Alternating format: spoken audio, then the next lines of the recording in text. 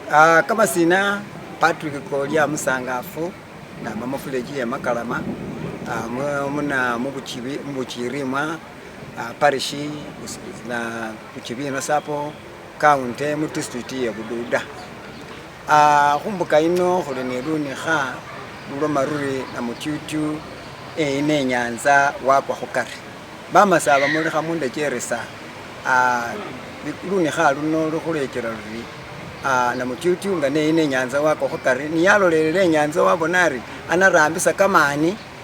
ni khupamburukha abonari amalokho enyanza eyo niwola khukari walwo wakwa khunano khukari arishimanyisa shiri efefe nga bamasaba shishini shesuli ni nasho shesubona uringana khushikhola nenga shoshinyala ta okhashipangakho ta shilekhele babandu babandi bashikhole nenge werere khori sena shikhola shishini sho shinakhukhasa lwanyuma bube netsinzakho babakhutsakheo babakhulekelesa kale balebe bamasaba mulekha mundecheresa nga nekhwama khuwulila luni khalwe bamasaba nga nabakanikha iliyo shishini shesukhanyala ta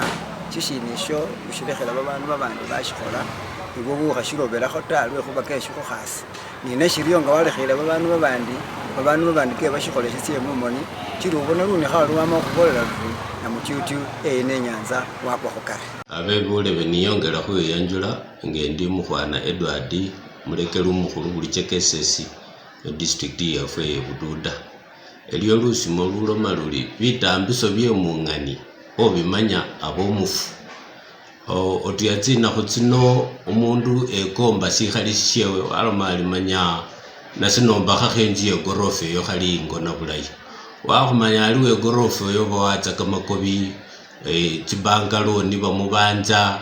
mayi sakona lilo ta kale lusimo luno lukhuwolelakho khekombatsaka bindu bikhali bibyefwe byesi khukhanyalisa ta kila luloma luli bitambiso bye mungani obimanyile abo umufu mwene